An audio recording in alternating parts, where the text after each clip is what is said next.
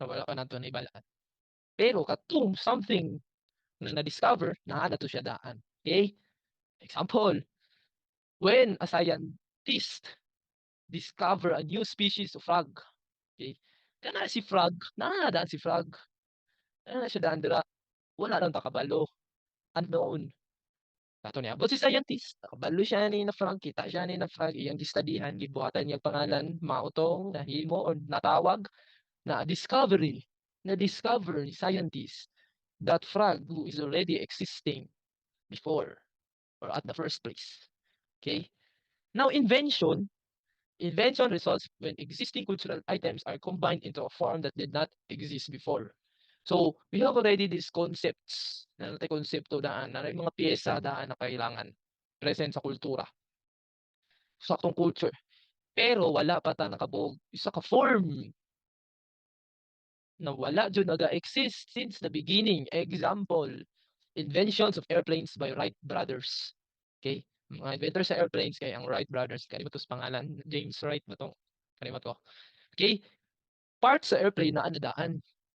Okay? Na daan mga piyesa, mga motors, ano pa ba na, mga wheels na kailangan, katong pako na kailangan sa airplane, engines, na nadadaan ng mga piyesa, pero ang airplane mismo na form, wala pa. So that is now what we call inventing or invention. You invent a new form that did not exist before. So those are the difference. The two, discovery, there is or that something is already in the real reality in the real world at the first place. It's a matter of who can know, who will know that something is that is now what we call a discovery. Well, inventing is you make or you have invented a new form that did not exist before. Okay, so that is innovation. Next is globalization. Hmm. It defines the whole wide integration of government policies, cultures, social movements, and financial markets through trade and exchange of ideas. Um, Wait lang nga. Not really, okay. Binigyan po ni siya, for example, the democracy in the Philippines, it would still be under globalization since democracy is being introduced to us by Americans, and we have already imparted this in our constitution. So there is an integration of an influence of other culture or other culture from around the world, other within the globe. Okay, so I just gusto ko po makatagog bagong example ani. Okay, so siguro kayo din siya ito ni edit. Pili po ba ni ma-edit? Sige lang, sige lang. So democracy, one example of globalization is when ano mga big foreign companies that has established their business here in our country. Example, McDonald's. Okay, McDonald's. McDonald's is a wide, famous fast food chain in America. But not only in America, it had expanded from different countries around the world.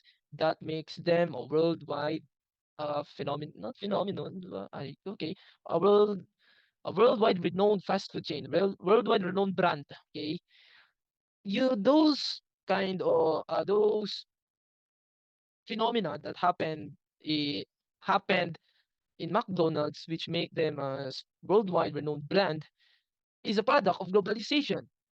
Since there are social movements, cultures, and financial markets, and trade or exchange of ideas that happens, McDonald's have established their businesses on different countries.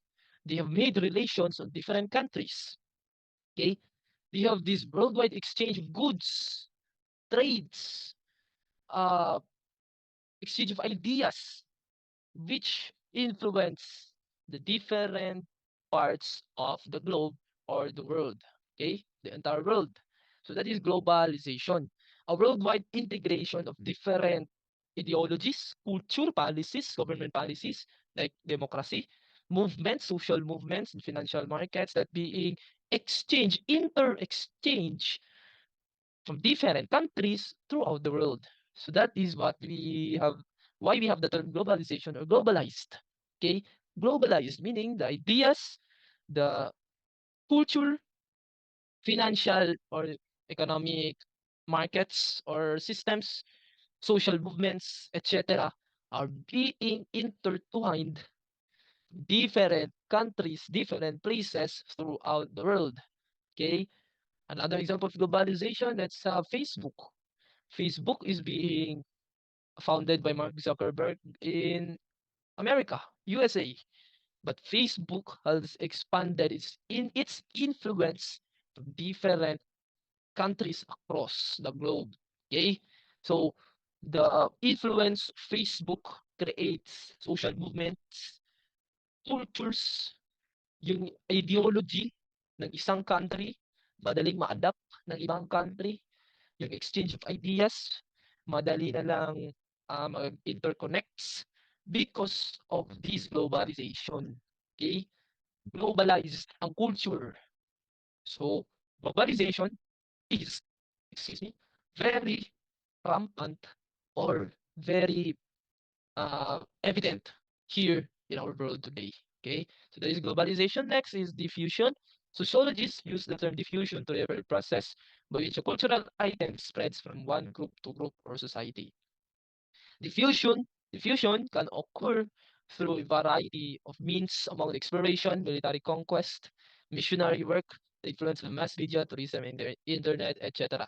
So diffusion, we have this cultural item, concept, idea within a specific country, within a specific group, and that kind of idea is being spread to another group, being adapted to another group. That is why we have this cultural diffusion. Okay? Ito process pa lang daan na ito process pa lang daan na exchange of ideas or cultural item dito na nagahitabo ang diffusion. Okay? One example of cultural diffusion is availability of Chinese food in America. Chinese food, of course, came from China. But since it spread from group to group or to different cultures, the Chinese food already reached America. Available na siya sa Amerika. Okay? So that is an example of diffusion. Alright? Cultural item spreads from group to group or a society or a country to a country. Okay? So yun sa kalayaan sa globalization o diffusion. Globalization already is a broader term. Diffusion specific lang to siya na specific siya na process. Nag-spread lang ni siya. Example, kanina cellphone, it is a product coming from China. Then it was being imported here in our country, in the Philippines. That is why I have bought this cell phone. That is diffusion. Okay? Kanina item nahimong available diri sa Davao, which comes from China. Now, globalization, ang brand mismo ani na cellphone, which is Xiaomi, have different mas dako na ang iyang cultural empire ba kung murag yan na. Mas dako na iyang aspect, ang iyang spectrum, ang iyang naabot within that specific brand from across different groups, across countries or different places in the world. Okay?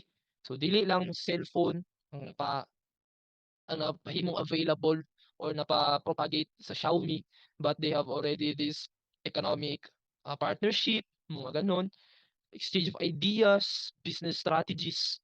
So globalization broader na, mas didako na ang iyahang ulit unsay tawag ani, iyang spread, mas dako na ang iyahang capabilities. Parang nga na, mas dako ang iyahang term na niya, mas daghan siyang abot ba nga na, mas dako siya mas dako siya potential, mas daghan siya influence that is or happening throughout the different countries here in the world, different places here in the world.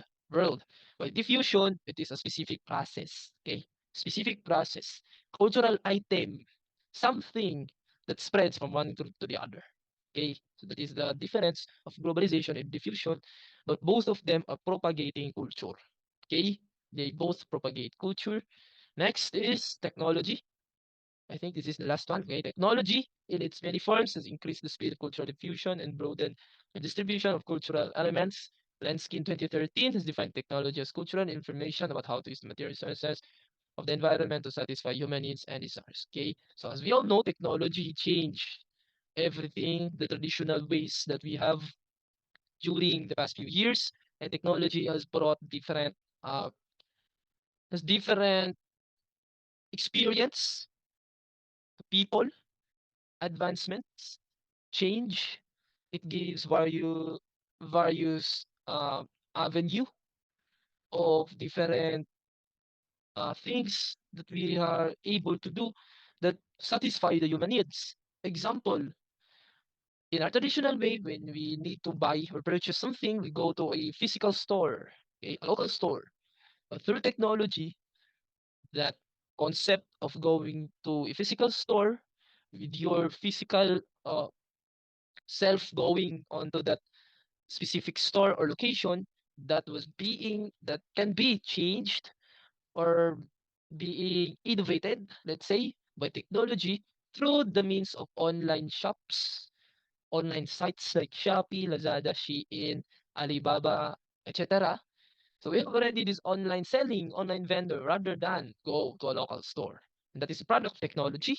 It increases the speed of cultural diffusion, the exchange of ideas, as what we have uh, discussed a while ago about diffusion, the exchange of cultural item, cultural concept, or belief of one group to the other.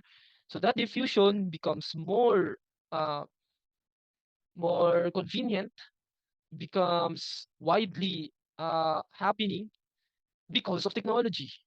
With the aid of technology, it broadened the capability, the spectrum of what or how culture is being influenced from one person, from one group to the other with the means of technology. Okay, so let's have a review first.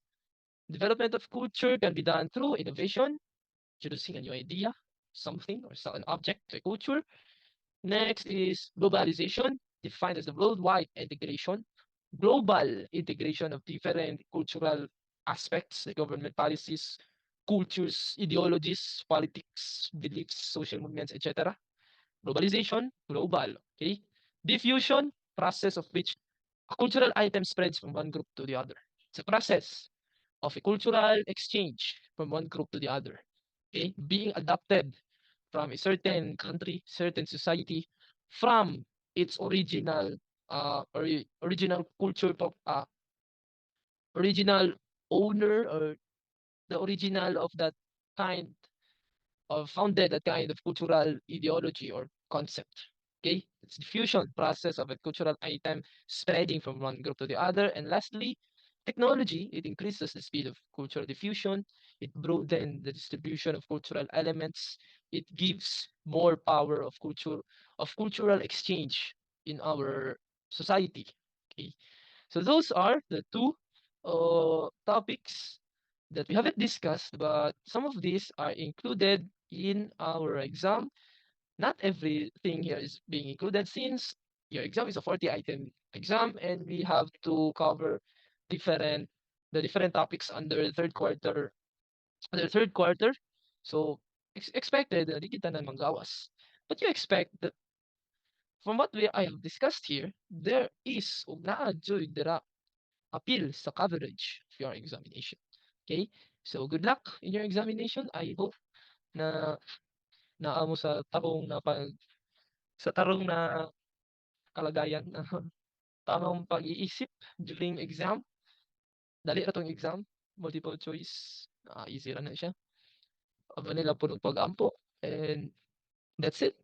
Good luck and hapit na dyan mo graduate. 1 quarter na lang, fourth quarter na lang. So, congratulations daan. Okay? So, thank you for listening. Good day, everyone. Bye-bye.